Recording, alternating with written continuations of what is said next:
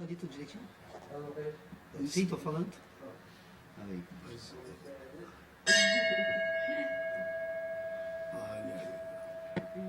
Bem, nós estamos iniciando a nossa reunião hoje, num dos dias mais frios do ano, né, Dr. Pedro Osório?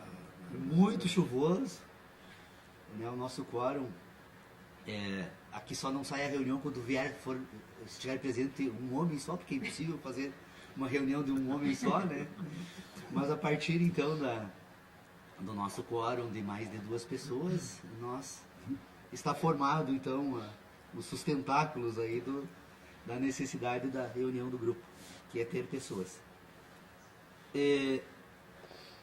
Eu trouxe hoje um tema para exame, até porque venho escrevendo no curso desses últimos dias um texto, com um propósito então de expor de forma ordenada algumas ideias que estamos discutindo aqui. A forma escrita então ela permite um rigor um pouco maior na exposição das ideias, e eu imaginava que o texto seria escrito facilmente em poucos dias, e eu estou já há 2 semanas nele, e acredito que leve ainda mais umas 2 semanas para poder tornar público então esses primeiros escritos, mas umas partes eu já tenho feito isso na página do grupo de estudos, e hoje eu coloquei lá então um texto que eu escrevi sobre ciência, que é o tema que eu gostaria que trazer então para examinar aqui, que a busca então de estabelecer um sistema científico para a filosofia e a própria possibilidade de se fazer ciência é talvez o tema mais controverso de todos os temas que vem sendo debatido então nessa área. E como eu pessoalmente parto de uma ideia de ciência, nas discussões que eu procuro fazer aqui, pelo menos para mim, eu procuro seguir um determinado método que, na forma pela qual eu organizo isso, eu tomo como científica. Então, nesse texto, eu imaginei que fosse necessário fazer um pequeno esclarecimento então, sobre o que se deve ter por ciência, e que eu trago agora para o exame. Para que se possa examinar o que se deve ter por ciência, é necessário, em primeiro lugar, tomar, então, como referência um ponto de partida para esse exame. Como o ser humano constitui a sua capacidade racional por meio dos sentidos ou das sensações que essa estrutura orgânica permite ter, na medida em que ela recebe impressões dos fenômenos da natureza, produz sensações então no organismo humano. Então eu vou tomar a sensação como ponto de partida, que vai tentar então agora ligar todas as demais questões que precisam ser examinadas, inclusive quando ela mesmo precisa ser dispensada, né, a sensação em si. Primeiro então, é necessário organizar os âmbitos deste tema. Primeiro, então, nós temos uma ciência das sensações. A ciência das sensações, então, é o primeiro âmbito que precisa ser identificado. Se a sensação é o ponto de partida, então eu posso falar na ciência das sensações. Da ciência das sensações, então agora eu me permito imaginar ser possível, então, falar agora da ciência das ideias das sensações. As sensações, então eu tenho a ciência das sensações, agora eu tenho a ciência das ideias das sensações. Depois da ciência das ideias das sensações, eu tenho a ciência das ideias das sensações. Não é mais a ciência da sensação, mas da ideia da sensação. Eu tenho a ciência da sensação, a ciência das ideias da sensação e a ciência das ideias da sensação. E por fim ainda, eu tenho a ciência das ideias. Bom, o que tem entre a ciência das ideias da sensação e das ciências das ideias? É que enquanto na ciência das ideias da sensação, a sensação é o ponto de partida para a investigação a respeito, então, dessa ciência, na ciência das ideias é a própria ideia que é o ponto de partida. Então eu posso organizar um sistema de inteligência que reconhece, então, que num determinado momento ela tem uma materialidade e num segundo momento ela tem uma forma, uma mera forma, uma formalidade. Qual é a matéria, então, deste sistema científico? A matéria da ciência é a sensação. A forma da ciência é a ideia da sensação. Bom, entre a forma da ideia, a matéria da sensação e a ideia da sensação, tem a sensação, então, como um elemento que precisa ser colocado para ser examinado à parte. Então, a sensação em si, que é a matéria da sensação, é aquela, então, que vai permitir que tenha, então, esse ponto de partida quando se trata deste assunto que diz respeito, então, à sensação humana. A forma da sensação agora não é mais a sensação, mas as ideias da sensação, que por sua vez podem se voltar às ideias da sensação em si, e pode se voltar às ideias da sensação, e depois pode se voltar apenas às ideias das ideias. O que muda entre um âmbito científico e o outro? É que com isso é possível perceber que há um ambiente na inteligência humana que ela se relaciona apenas dentro desse sistema de inteligência. Por que isso tem importância, do seu ponto de vista, de estabelecer o que nós temos por ciência? Porque a ciência agora ela vai precisar apontar outros caminhos que vai permitir sair desse círculo que vai ficar resumido unicamente a esse ambiente, então, de sensação. É que, na verdade, a sensação em si, ela não é algo que se apresenta como unitária, como única. Ela se apresenta sempre como um processo em curso no espaço. Tudo aquilo que produz sensação no homem, como sensação, então, que produz ideia de sensação, essa ideia de sensação, com o auxílio da sensação, e a relação que essa sensação estabelece agora fora do organismo, que é o universo fenomênico, é o mundo em que ele vive, e que, portanto, todo esse universo está permanentemente a produzir sensações, é possível agora, a partir disso, criar, então, uma estrutura formal dessa ciência e uma estrutura material.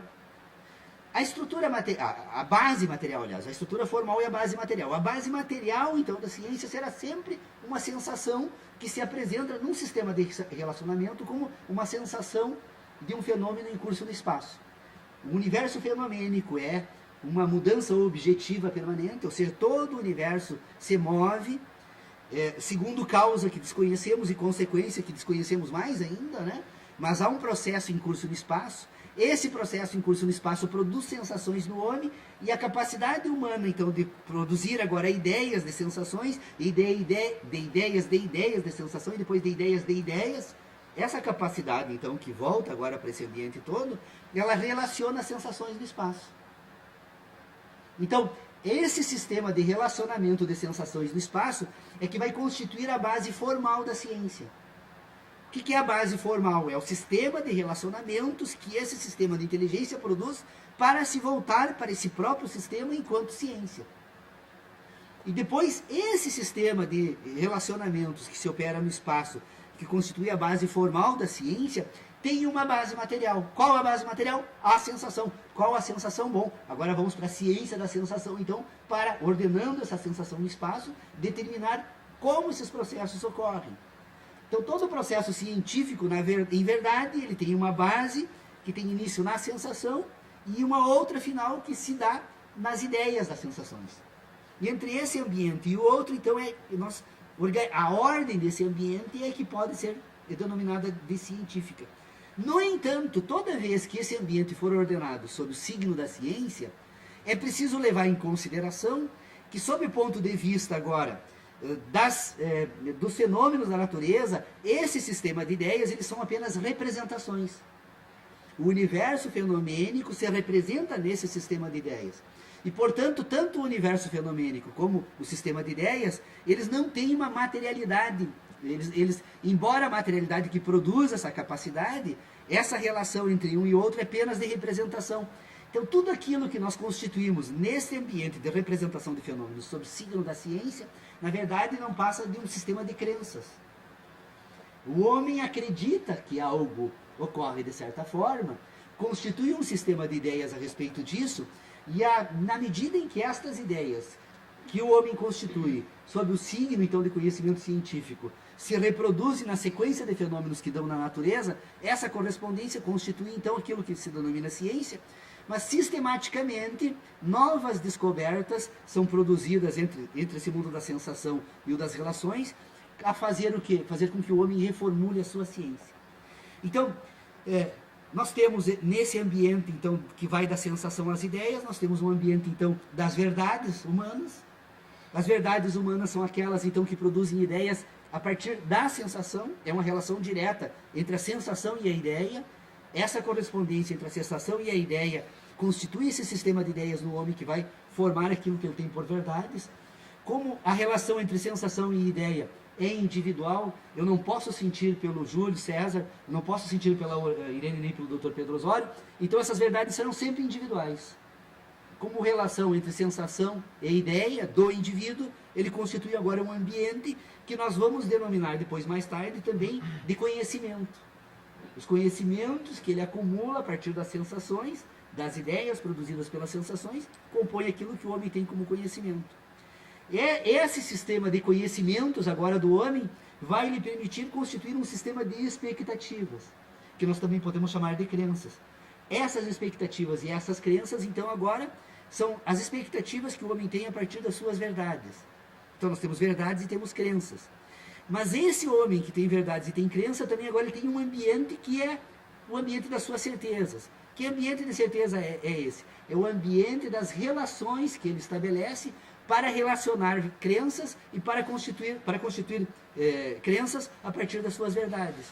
Então, nós vamos constituir agora um sistema de relacionamentos de ideias que não tem relação com a sensação. Que ideias são essas? A matemática é um exemplo. Quando nós constituímos um sistema daquilo que nós denominamos agora de ideias matemáticas, essas ideias matemáticas, elas são relações de ideias entre ideias que não precisam da sensação agora para serem constituídas. Alguém diria que a matemática é um conhecimento? Não é um conhecimento. A matemática é um sistema de ideias. Por quê? Porque os conhecimentos estão sempre vinculados às ideias constituídas a partir das sensações. Por isso que é necessário distinguir ideia de conhecimento. Por quê? Porque enquanto os conhecimentos são produzidos pelas sensações, que vão produzir ideias de sensações, depois a possibilidade de produzir ideias de sensações, no sistema de ideias puras, nós não precisamos de sensação alguma. Portanto, elas são ideias apenas. O dia que elas se constituem em conhecimento é no que ela se relaciona com qualquer... Toda vez que a matemática for utilizada para contar grãos de areia, moedas, casas, edifícios, automóveis, agora as ideias matemáticas não são mais puras ideias, mas são conhecimentos porque elas se associaram ao mundo da natureza. E elas, ao se associarem ao mundo da natureza, elas constituem um porto seguro. Olha a palavra de porto. Com essa chuva e quase um dilúvio, né? É bem apropriado, mas elas vão se constituir então num ponto de referência agora seguro que vai constituir as certezas humanas. Então vocês percebam que nós temos um ambiente de inteligência que tem a verdade, que é individual. Então as verdades são sempre individuais.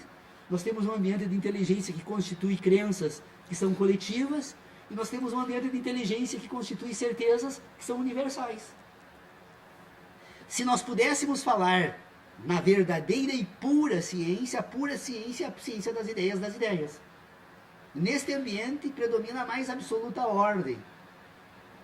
A ordem é absoluta nas ideias das ideias. Nós começamos a ingressar no ambiente do caos, quando começamos a investigar não apenas as ideias das ideias, mas as ideias das sensações. Porque as ideias das sensações, se as ideias das sensações já nos causam perplexidade, muitas vezes nos colocamos em dúvida daquilo que realmente estamos sentindo, né? Se isso já nos coloca em dúvida, imagina agora a dúvida que vai assaltar o espírito humano quando não for a ideia da sensação, mas a ideia da sensação. Com o fator do tempo e as transformações que esse complexo de inteligência sofre, as ideias da sensação, elas acabam praticamente se perdendo, né? As nossas memórias se perdem, mas não perdemos jamais as relações.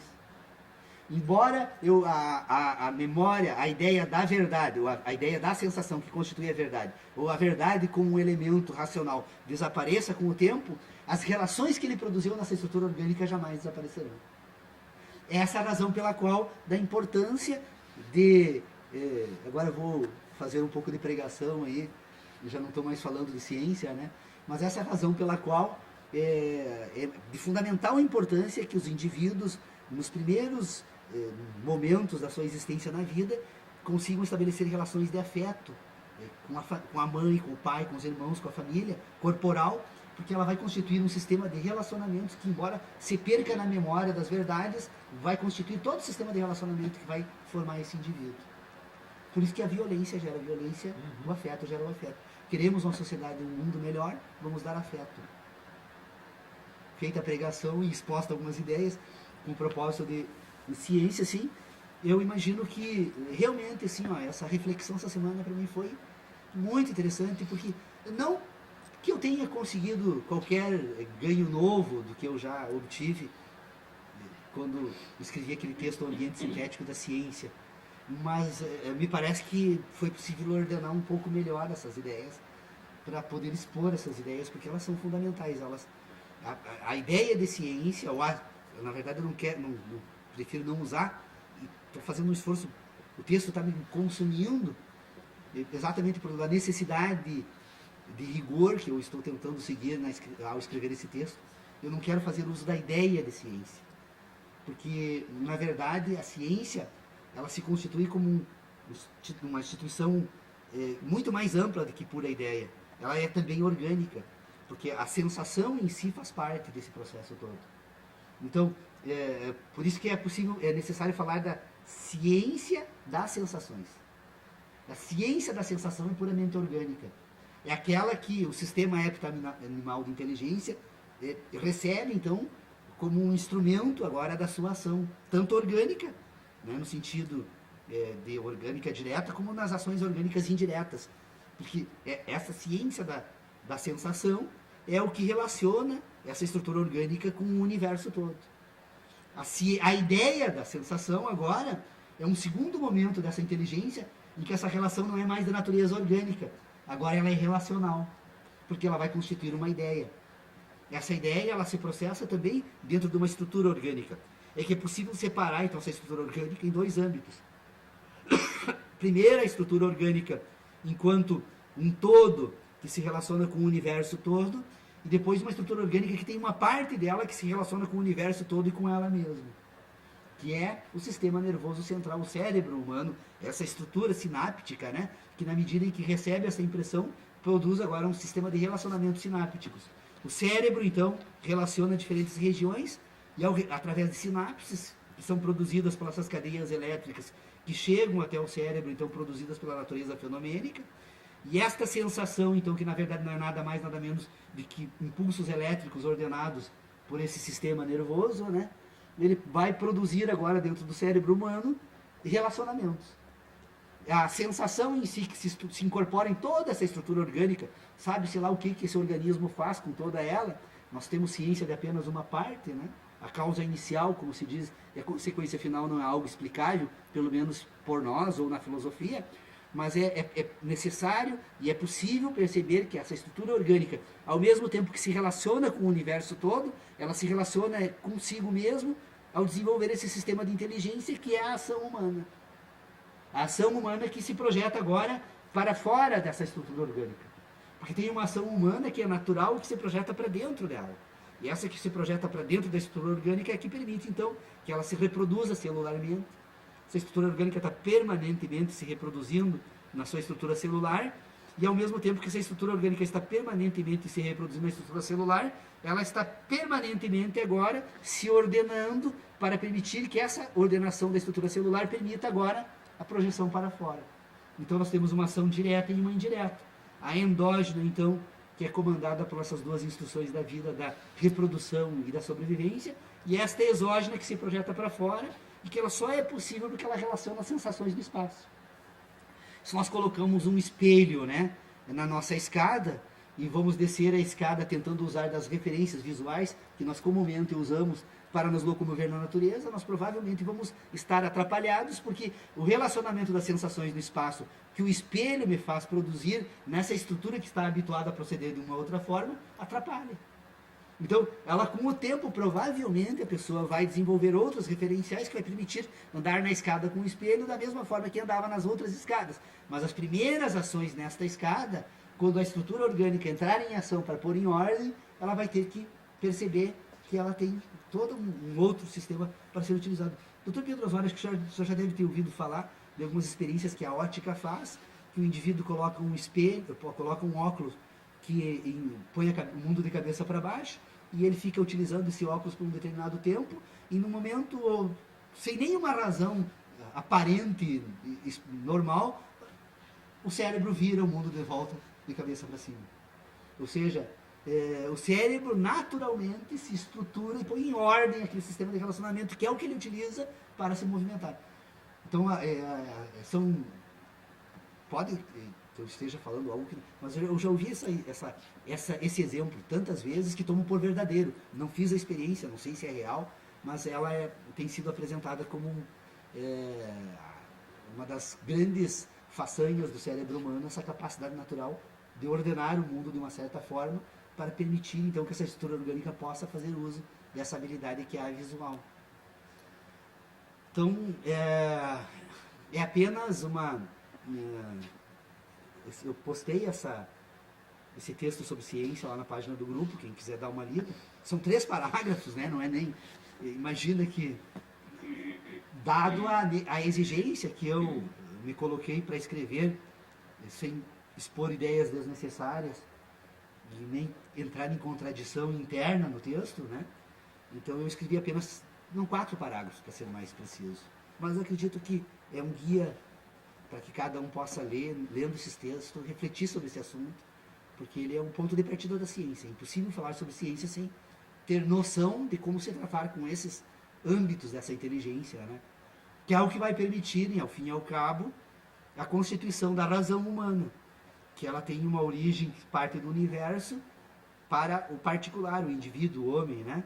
Ou seja, a razão humana ela só é possível porque, percebendo-se a existência, então, desse processo em curso no espaço, na medida em que o homem ordena esses processos em curso no espaço a partir das sensações, ele constitui aquilo que ele tem como seu mundo.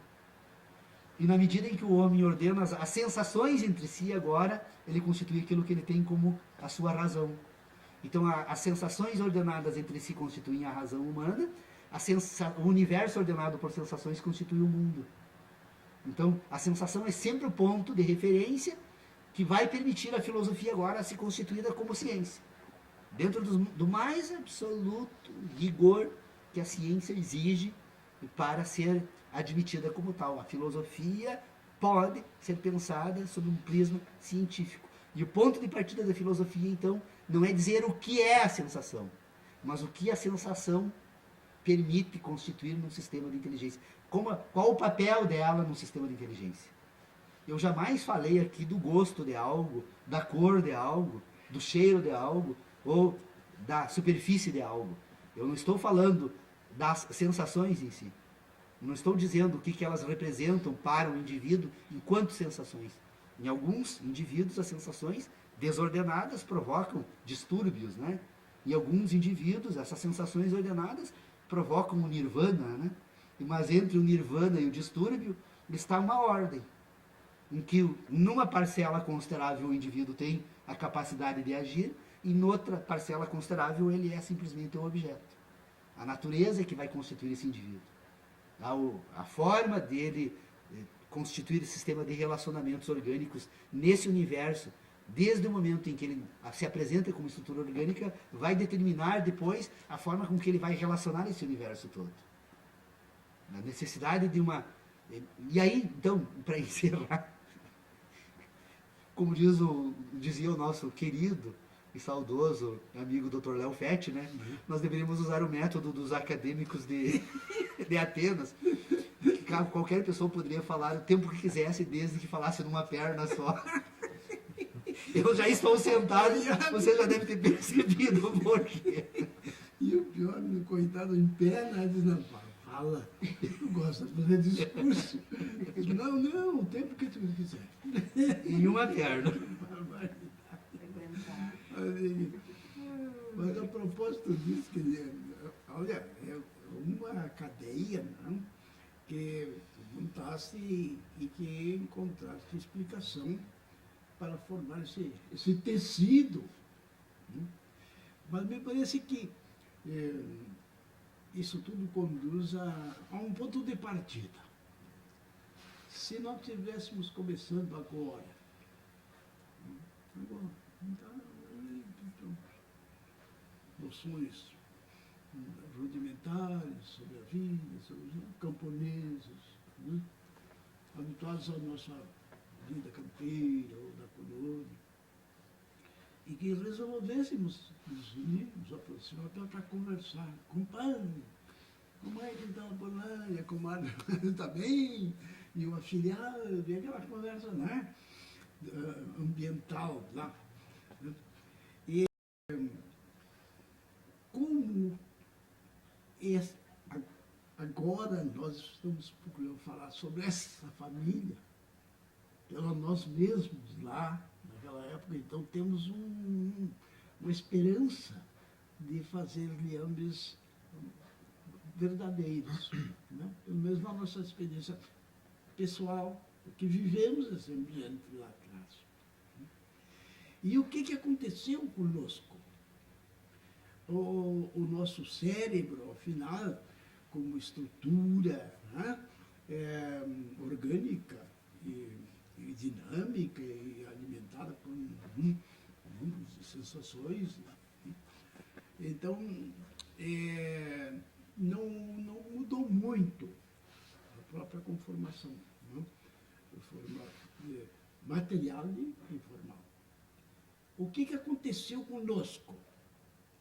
Com as nossas experiências, com as nossas sensações, as influências que chegaram e que permite você fazer um discurso e eu ter condições de entender uma linha nesse discurso, embora não possa pegar inteiro, porque cada nódulo, com as contas de um rosário, para passar de uma a outra, né, pressupõe um conhecimento acumulado, um hábito mesmo de fazer assim, né? Ou fazer assado. Então, esta acumulação, cadeia, né? Ela se sedimenta em placas ou ela, como produto de algo que já está para trás, queima e obtém um mais apurado agora, mais procurando ser isento de equívocos. Eu, por exemplo, quando eu era criança, né, e até hoje nós temos uso as descargas elétricas. Sim. Agora mais ainda, temos razões para ter medo do ambiente em que vivemos. Então, por exemplo, as descargas elétricas, como tínhamos tempestades enormes, ou será que não era? Nós, pelas jovens, crianças, adolescentes, não estávamos habituados àqueles impulsos. Quem sabe se os impulsos hoje são mais intensos do que aqueles que para nós pareciam. E relacionado a sentimentos dolorosos e psíquicos de medo, porque o mandado, como nós dizíamos lá, os nossos antigos, eles não diziam assim, uma descarga elétrica, um raio, né? E alguns já se falava em raio, mas eles diziam que o nome que davam a isso era mandado. E não é por outra razão que as autoridades, os juízes, os tribunais, incumbem um beirinho, que é o oficial de justiça, a cumprir um mandado, uma ordem que vem de uma autoridade superior para que alguém cumpra ou faça ou omita tal coisa. Esse mandado, né, lá no nosso interior, pelo menos, era tido como sinônimo da ideia de descarga elétrica, raio. E que esses raios, como deve ter vindo de uma autoridade terrena nos nossos ambientes, né?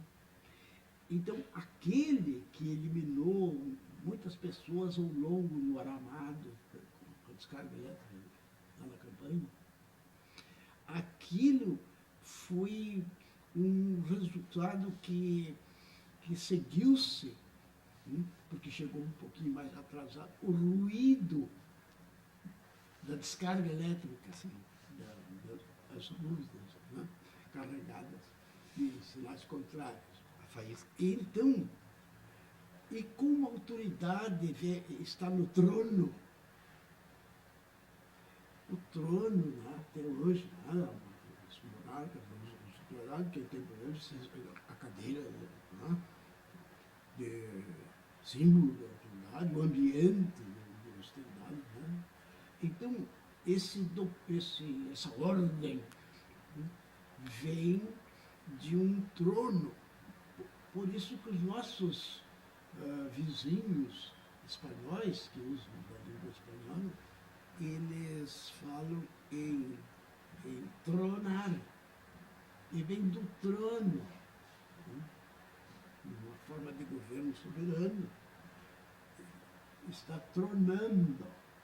Então, um tronar desses, a descarga é o mandado, é a ordem que vem do trono, que vem de cima. Do sobrenatural, né? Isto, e que aparece dolorida e temível na natureza. Nós vemos os nossos amigos morrerem, né, perecerem por aquelas descargas elétricas, que coisa incrível isso.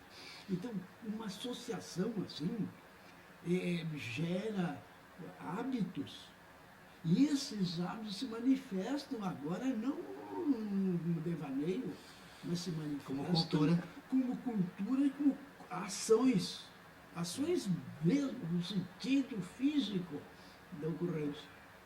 E esse físico realimenta um princípio que era puramente psíquico ou um induzimento ainda fraco, né? Ele se renova, se soma, né, e cresce de tal maneira que gera algo de difícil de ser contornado. E para falar sobre ele com propriedade, teríamos que recuar muito. Então, eu às vezes gosto de recuar porque estou num momento de pensar sobre a origem do Japão. Sim. Como é que ele aprendeu que eu posso pegar uma brasa para acender o meu pito ou para começar um fogo em outro lugar? Se a ponta de carvão, que já foi encandecida, Sim. não é quente, não faz mal nenhum, acendo, faço outro fogo. Né? Isso quer dizer, é um péssimo condutor de calor, o carvão. E um excelente condutor de eletricidade. Por isso, aos pés do galvão, eu estou mais exposto a uma descarga elétrica do que em outro lugar. Sim. Porque eletricidade, sim, o carvão é incrível, né? como ele é apto de nós, da natureza. E nós temos muito carbono, né? Porque a sensibilidade, por que eu estou falando disso? Mas isso é uma coisa muito dura, muito primitiva, assim, falando sobre a natureza, né? Mas é disto, as sensações, o que são as sensações? na grande maioria delas. Todos São sentidos, nós pulsos elétricos estamos aqui produzidos pela... falando sobre essas coisas, né? Quente, frio, morno, palavras agora, discurso, linguística, substituindo fenômenos palpáveis, perceptíveis, por palavras. Por ideias. Palavras para falar sobre ideias. Para expressar as ideias, né? Expressar as ideias. Ideias que voltam para as próprias palavras Sensações. em círculos viciosos Pois é, mas aí, de doutor Pedro, reforço. é que na verdade... Agora já não é mais o envio, é o reforço, o resultado do reforço, já é o 2 ao quadrado. E a matemática. Mas, doutor Pedro Osório, mas aí eu acho que reside o grande equívoco da filosofia da linguagem. E basta assim, ó, porque o grande problema da filosofia da linguagem é que ela desconsidera esse primeiro momento da constituição da inteligência, que é a sensação. Não há, a sensação é que torna o ser humano racional. Na medida em que ele consegue pôr em ordem o sistema de sensações, é que ele vai constituir um sistema de ideias. As ideias, na verdade, são relações que o indivíduo estabelece agora com ideias, né? E também com sensações. Ela tem e esse foco... Nós temos dois níveis de sensação que me parece que trabalhas com Sim. mas só sensações. Então, sinal de chuva, né? Estamos ouvindo um ruído muito característico da chuva. que bem pode não ser. Ah, Tá? pode. Poderia não ser. Eu não Pode tenho ser dúvida que está chovendo. Nenhum de nós aqui tem essa dúvida. Mas ela é pensável. estamos autorizados a não ter a dúvida. Não é isso? Nós podemos ter. E se não fosse, se fosse um registro sonoro apenas, uma gravação Sim. que tem sido feito, Uma pessoa que tem sido porque introduzida lá nessa fora sala, está um sol vindo do... radiante, uma coisa maravilhosa. É. E esse ruído aí, é chuva. Isso é característica de chuva. Então, para nós, isso é o quê? Chovendo. Sensação. Esta sensação que nós temos é verdadeira, embora o objeto a que ela sim. esteja apoiado A sensação é verdadeira. seja uma imitação. A sensação é verdadeira, a ideia da sensação pode não ser. Essa é a distinção. Então aí que entram essas correntes filosóficas do idealismo, Porque a ideia se comunica sempre com crenças. do empirismo, né, do apriorismo e de tantos ismos que vivemos assim. Quanto mais nos reunimos para conversar, mais encarregamos-nos próprios de recolher impressões, né, nossas, que já, ao sair daqui já não somos mais os mesmos. Em parte ainda continuamos, mas algo novo Doutor Pedro, se incorporou. essa semana na televisão eu assisti um programa da National Geographic sobre uma serpente. Essa serpente, ela, quando ela é acuada, que ela vai ser morta, tem um felino que come ela, quando ela se sente acuada, né, por esse felino, que ela não consegue intimidar o felino, imediatamente ela se vira, põe a barriga para cima, abre a boca e exala um odor como se ela estivesse morta. E quase sempre essa estratégia dá certo, o felino abandona, os animais não comem outros animais mortos, especialmente quando já exalam, né, odores da putrefação. Então essa é a estratégia dela para se defender nesse momento de ataque.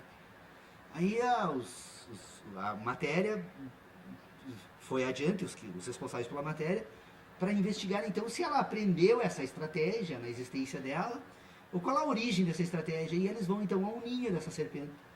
E no ninho dessa serpente, então, não sei se eles introduzem, mas ele é introduzido um camundongo logo após o nascimento dos filhotes, nos ovos, né? E aí, então, o filhote sai do ovo e quando ele se depara por aquele camundongo, o que um filhotezinho faz? Vira de barriga para cima e exala o odor como se estivesse podre. Então eu pergunto para vocês, há uma demonstração mais evidente da existência de inteligência nesses animais? Nós seríamos estúpidos se não reconhecêssemos a existência de uma inteligência. Que inteligência é essa? Essa inteligência é natural. É a mesma que permite o João de Barro, depois de sair do ovo e desenvolver as suas capacidades orgânicas, construir uma casa de barro sem que nunca tenha frequentado uma escola para fazer isso. Que permite as abelhas produzirem os favos. Então, há um sistema de inteligência na vida. Como ela se estrutura, o que forma essa inteligência, a mim não tenho a menor... não é que eu não tenho o menor interesse. Eu sei que não tenho condições de responder, então eu já abandono essa investigação, mas eu tenho que reconhecer que ela existe. Bom, se ela existe nessa serpente, no João de Barro, que constrói a casa, e nos pássaros que constroem os seus ninhos, e tantas demonstrações extraordinárias que presenciamos na natureza, se ela existe, é de se admitir, seria uma estupidez não fazer o mesmo, de reconhecer que ela também existe no ser humano. Então essa inteligência, que é a mesma da serpente, da ave e de tantos outros animais, ela precisa ser separada para reconhecer que ela existe. Então há algo no organismo humano que age de forma natural. Essa inteligência que permite, então, o primeiro indivíduo lá descobrir que o fogo ou que o carvão não queima, ela se incorpora com o passar dos tempos na inteligência dos demais indivíduos, ao ponto de não precisar mais ensinar. Os animais que se alimentam da natureza, os próprios seres humanos, em determinadas regiões remotas, né, eles, de uma forma quase que natural, sabem quais são as plantas que podem ser consumidas e quais que não podem. Então, nós temos uma inteligência de sentidos. É necessário reconhecer que ela existe. E essa inteligência de sentidos, então, ela relaciona determinadas questões na natureza, independentemente da nossa vontade, independentemente da nossa ação, independentemente daquilo que pensamos sobre a nossa vontade e sobre a nossa ação. E, então, é possível, agora estou levantando uma hipótese, então, para tentar apontar, então, para algum caminho, é possível que haja, então, um sistema de relações orgânicas com os elementos da natureza e com os demais organismos da natureza, que se estruture dentro de um âmbito que, não, por não atingir as sensações humanas, nós não temos a capacidade de ter ciência disso. Por que eu fiz questão de ressaltar com veemência no início desse nosso encontro hoje a necessidade de colocarmos a sensação como ponto emanador de todo o sistema de inteligência? Porque na medida em que a sensação sai desse ambiente, a inteligência como tal qual nós tratamos enquanto ciência desaparece. Não é possível. Então é provável e possível, e devemos trabalhar com a possibilidade de que isso seja possível, que haja um ambiente de relacionamentos entre todos os elementos do universo que o homem, por não ter sensação, desconheça. Ele não pode ter ciência de algo que não produz sensação. A ciência é um sistema que relaciona as sensações. A ciência é aquela que constitui a razão. É a ciência das sensações que vai constituir o sistema que vai compor a razão humana, que vai permitir a razão humana se tornar racional ao ponto de agora poder se emancipar desse momento de produção para se voltar para ela mesma. Porque se as sensações vão, na medida em que excitam a capacidade sensível do homem, provocam essa capacidade, essa competência de relacionar, ela excita e provoca. Ao provocar essa competência de relacionar, esse sistema de relacionamento relaciona as sensações e ao se tornar racional, a relacionar sobre si mesmo agora, então, ele pode abandonar as sensações.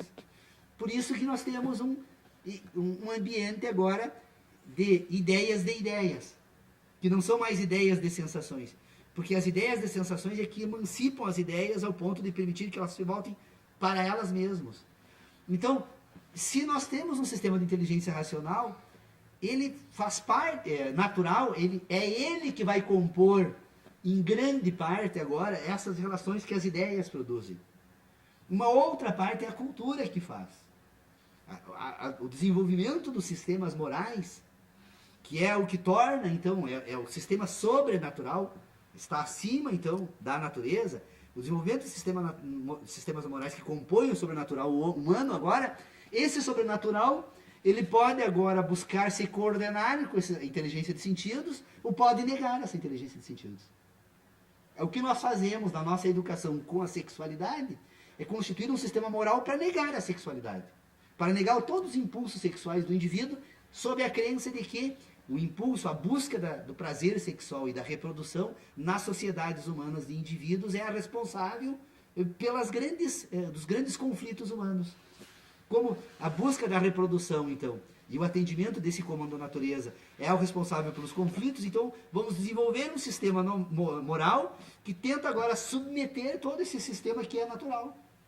Então, a submissão do natural ao sobrenatural, na verdade, é o que compõe aquilo que nós chamamos de moralidade humana. A moralidade, então, é de natureza sobrenatural. Por isso que nós temos um sistema de inteligência que nós sempre dividimos em um sistema moral.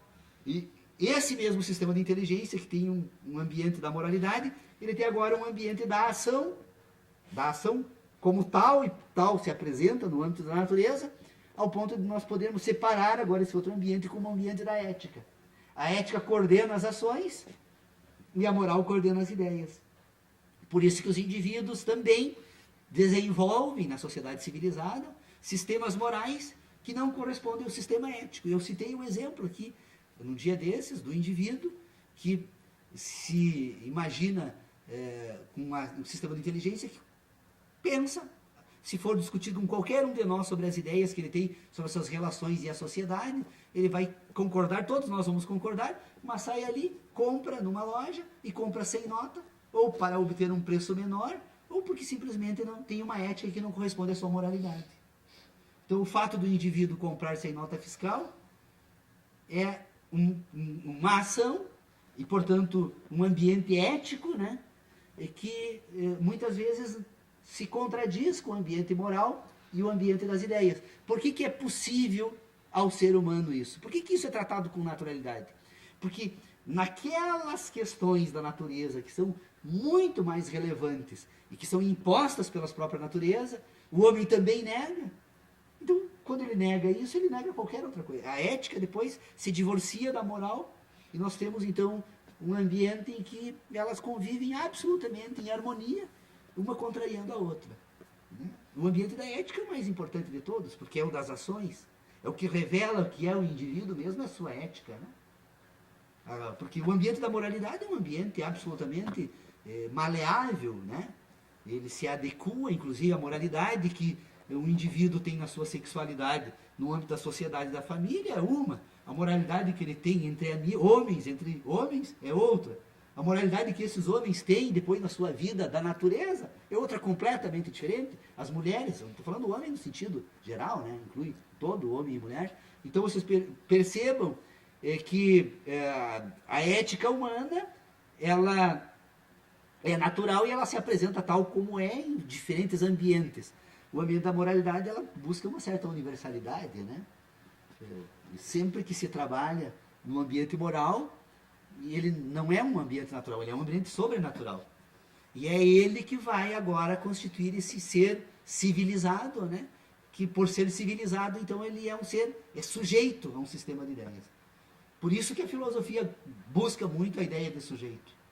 Porque para a filosofia, o sujeito é sujeito quando se submete, né? E ele se submete ao quê? Ele se submete a um sistema de ideias. A filosofia é um sistema moral. A filosofia tal qual existe hoje, ela é um sistema puramente moral.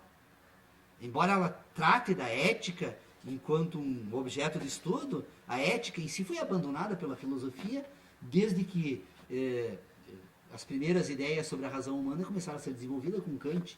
Aliás, David Hume faz esse alerta lá nas investigações acerca do entendimento humano, quando ele alerta que há um âmbito da filosofia que imagina que a ação deve ser o centro de todo o seu esforço e investigação, e outro que imagina que que o entendimento humano é o centro de toda a investigação e todo o esforço da filosofia. O que fez o filósofo moderno, contemporâneo, né, foi abandonar o ambiente da ação, o ambiente da ética, e desprezando, porque era necessário submeter um homem a um sistema de ideias. E esse sistema de ideias, a busca desse sistema de ideias é da perfeição lógica. É a concordância das regras do entendimento com o próprio entendimento. Enquanto que a busca do homem que tem a ação como ponto central da sua atividade, é aquela que busca concordar a ação do homem com a ação do homem, né? Com os sentidos e com a sua existência na natureza. Então, creio que nós estamos vivendo um fim de um ciclo. Eu não tenho a menor dúvida que talvez as discussões que nós estejamos fazendo aqui venham a contribuir de forma definitiva para resgatar essas ideias que foram abandonadas lá nesse período da história da filosofia, porque a sociedade humana, de posse agora de competências funcionais muito mais avançadas sobre a existência e a convivência humana, ela já não deixa mais levar simplesmente por um sistema de ideias, né? Ela agora cobra nas ruas um sistema de ações. É por isso que não se aceita mais dizer que a saúde vai bem, que a segurança está bem, que o Estado é de homens honestos e probos, né? Quando todo mundo percebe que no âmbito da ética, né, a moral e a ética não estão mais conseguindo concordar. E o homem de hoje talvez seja um homem que esteja mais preocupado com a ética, ou pelo menos se redescobre como um ser mais ético do que moral, né? Eu pretendo também, nesse estudo que eu estou escrevendo sobre esse tema que me permitiu escrever sobre ciência, eu também estou tentando agora trabalhar com a ideia de processo, que talvez é uma provocação que eu faço para a próxima reunião, que se o universo é um processo em curso no espaço, cada vez arrumo um problema novo. Quando eu consigo encontrar a sensação como a referência, então, que ordena as minhas ideias, eu descubro que a sensação ordena o universo porque é um processo em curso no espaço. Então, é necessário agora conectar a ideia de sensação ou de processo para tentar descobrir de que forma se constitui esse mundo e essa razão, né? E, então, as primeiras... eu já havia desenvolvido um pouco esse estudo quando escrevi no meu mestrado sobre a relação processual no direito, que obviamente a abordagem era completamente diferente, mas o processo, na verdade, ele se revela por ciclos. O que é um processo? É um ciclo de algo que antecede e que sucede. Então, tem algo que tem um antecedente e um consequente. Esse algo, então, esse ciclo que liga este antecedente com o consequente, né, ele compõe a célula base de um processo. Quanto mais, então, um antecedente se liga ao outro antecedente, né, mais esse processo se desenvolve no espaço. Então, nós temos o processo em curso do espaço, na verdade, é um conjunto de antecedentes e consequentes que se apresentam como processo, ou como ciclos. E que o filósofo vai se apropriar num determinado momento do desenvolvimento das suas ideias para atribuir ao processo a ideia também de tempo. O processo é um ciclo e, ao mesmo tempo, um tempo. Ou seja, tudo aquilo que nós desenvolvemos pela ideia de processo, nós estamos desenvolvendo a partir de um antecedente e um consequente. Por que essa questão é importante? Porque no sistema heptanimal, que eu tentei trazer, e ainda está meio difícil de conseguir explicar as ideias que eu me guio, né? O sistema heptanimal, então, ele tem essa ideia de processo e a ideia de repetição. A ideia de processo como antecedente e consequente, então, é o que vai dar a noção de sucessividade. A noção de sucessividade e a noção de repetição é que vai permitir constituir as ideias, de sensações. Então, na verdade, essas relações entre processo e sensação, elas se apresentam como antecedente e consequente. É isso.